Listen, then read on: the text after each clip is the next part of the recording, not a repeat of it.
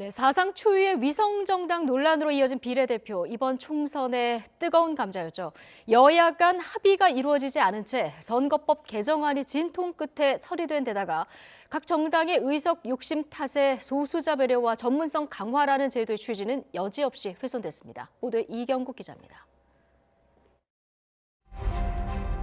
원내 1당이자 여당인 더불어민주당과 제1야당인 미래통합당, 거대 양당은 공식적으로는 비례대표 선거에 후보자를 내지 않았습니다.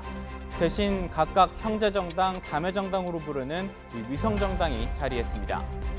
지역에서는 더불어민주당이, 비례대표는 더불어시민당이 함께해서 큰 승리를 이끌어내야 합니다. 미래통합당과 미래한국당은 함께 미래를 향해 달려갈 준비를 모두. 지난해 통합당 전신인 자유한국당의 강력한 반발 속에 민주당을 필두로 한 4+1 협의체는 준연동형 비례대표제 도입을 골자로 한 선거법 개정안을 통과시켰습니다. 전체 의석 300석 가운데 비례대표는 종전과 같은 47석, 이 가운데 17석은 기존과 같은 방식으로 각 정당에 할당하는 대신 나머지 30석은 준연동형 방식으로 배분됩니다. 물론 정당 득표율 3% 이상 또는 지역구에서 5석 이상 당선자를 낸 정당에 한해서입니다. 바뀐 선거제도를 알기 쉽도록 총선에서 지역구 18석, 정당 득표율 8%를 차지한 정당이 있다고 가정해 의석 할당 방식을 살펴보겠습니다. 30석이 걸린 준연동형 비례대표부터 알아보겠습니다.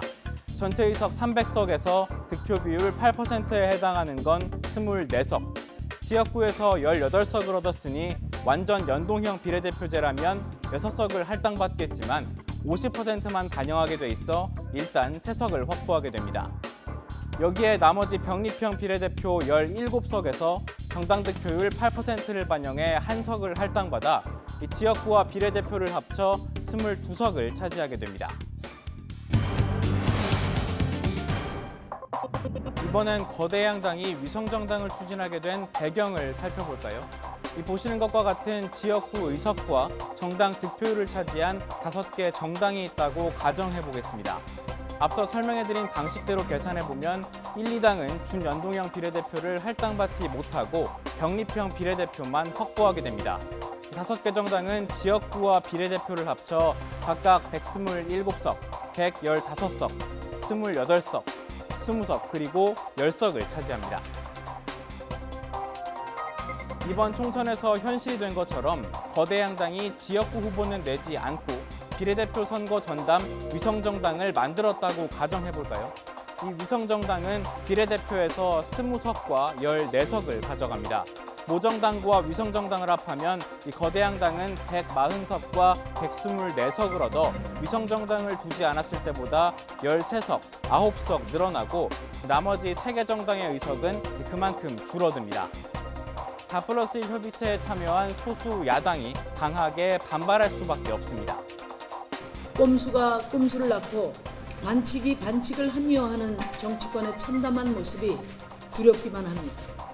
선거법 개정이 원만하게 이루어지지 못하고 여야의 꼼수가 이어지면서 거대 양당의 대립 정치 해소와 소수 세력의 국회 진입 확대라는 본래 취지가 크게 훼손된 채 21대 총선을 맞이했습니다. YTN 이경국입니다.